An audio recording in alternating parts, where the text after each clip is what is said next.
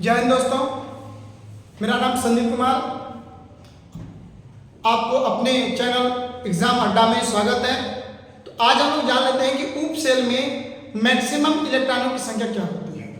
तो इसके लिए बाबू सबसे पहले नंबर हमको जानना होगा उप सेल। उप सेल को इंग्लिश में हम लोग सब सेल कहते हैं। उसके बाद हम लोग का उप सेल में ऑर्बिटल होता है, ऑर्बिटल। उसके बाद हम लोग का यहां पर हो जाएगा मैक्सिमम इलेक्ट्रॉन, मतलब अधिकतम इलेक्ट्रॉन हो जाएगा। तो बाबू उप सेल की संख्या 4 होती है, S, P, D, F। अब जैसा कि आप जानते हैं और नहीं जानते तो जान लीजिए कि S के पास केवल एक ऑर्बिटल, P के पास 3 ऑर्बिटल, D के पास 5 ऑर्बिटल, F के पास 7 ऑर्बिटल है। ऑर्बिटल का मतलब थोड़ा समझ लीजिएगा, बॉक्स को हम लोग ऑर्बिटल बोलते हैं। तो S के पास एक ऑर्बिटल मतलब एक बॉक्स, P के पास 3 ऑर्बिटल मतलब 3 बॉक्स, और D के पास 5 ऑर्बिटल मतलब कि 5 बॉक्स, 1 2 3 4। अब इसका नाम होता है यस उपसेल हो गया, इसको बोलते हैं PX, PY, PZ। ये नाम होता है बॉक्स का, ऑर्बिटल का। इसको बोलते हैं DXY, DYZ, DZX, DX square, Y square, DZ square. ये सब नाम होता है। तो बाबू हम लोग ये जानना चाहते हैं कि इसमें क्या भरा जाता है। इसमें जब भी भराता है तो इलेक्ट्रॉन, केवल इलेक्ट्रॉन को भरा जाता है। और इलेक्ट्रॉन को भरने का तरीका एक दक्षिणावर्ती और एक वामावर्ती होता है। जब हम लोग क्वांटम नंबर पढ़ते हैं तो क्वांटम नंबर 4 प्रकार का होता है, जिसमें हम लोग का पहला होता है प्रधान क्वांटम नंबर, इसको बोलते हैं मुख्य क्वांटम नंबर। इसको हम लोग इंग्लिश में प्रिंसिपल क्वांटम नंबर बोलते हैं। नंबर 2 में होता है दिगंशी क्वांटम नंबर, जिसको बोलते हैं एजीमुथल क्वांटम नंबर। और नंबर यदि 3 की बात करें तो नंबर 3 में आपका होता है चुंबकीय क्वांटम नंबर। चुंबकीय क्वांटम नंबर को हम लोग मैग्नेटिक क्वांटम नंबर बोलते हैं। और नंबर 4 में होता है चक्रण क्वांटम नंबर, जिसको हम लोग इंग्लिश में स्पिन क्वांटम नंबर बोलते हैं। तो स्पिन क्वांटम नंबर बताता है कि हम जब भी इलेक्ट्रॉन को भरेंगे तो पहले दक्षिणावर्ती, उसके बाद वामावर्ती, मतलब एक क्लॉकवाइज और एक एंटी क्लॉकवाइज, क्लॉकवाइज और एक एंटी क्लॉकवाइज। जिसे हम बात करते हैं यस का।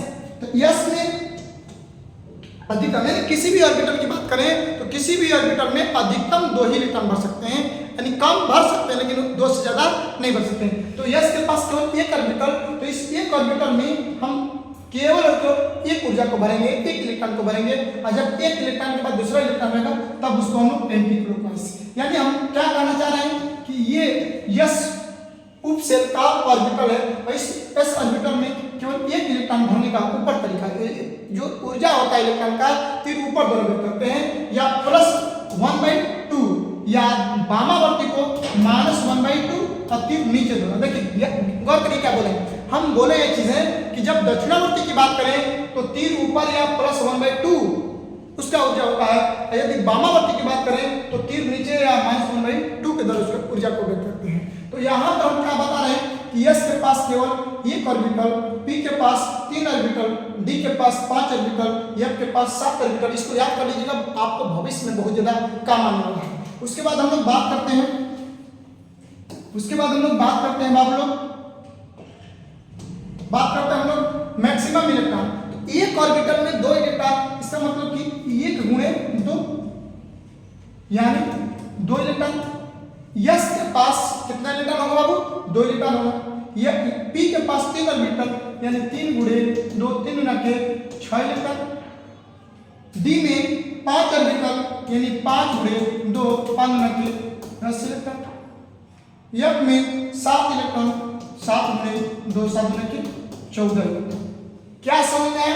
तो आपने पढ़ा होगा भाई, जब आप किसी भी, यानी देख लीजिए गौर करिए, हम स्कैंडियम का बात करते हैं, क्या बोलते हैं, स्कैंडियम का बात करते हैं। तो स्कैंडियम की जब लोग बात करते हैं तो स्कैंडियम में हमारा स्कैंडियम का परमाणु संख्या, तो इसका होता है 1s2, 2s2, 2p6, 3s2, 3p6, 4s2, 3d1।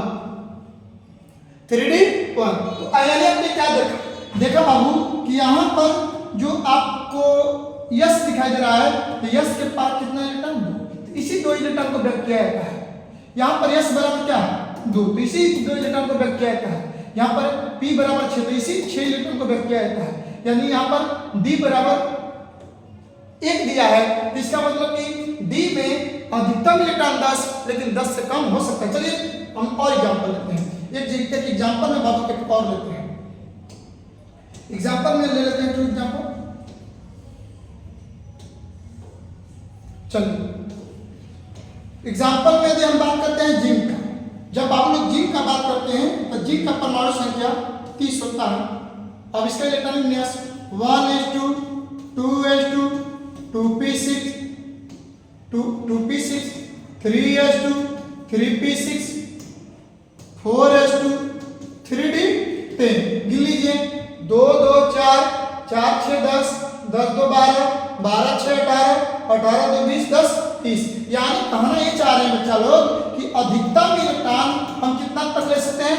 10 ले सकते हैं, लेकिन 10 से ज्यादा नहीं ले सकते हैं। जब p की बात करेगा तो p में अधिकतम इलेक्ट्रॉन 6 हो सकता है, इससे ज्यादा नहीं हो सकता है। यदि s की बात करेंगे तो अधिकतम इलेक्ट्रॉन 2 होगा। यदि जब हम f की बात करेंगे तो f में अधिकतम इलेक्ट्रॉन कितना होगा?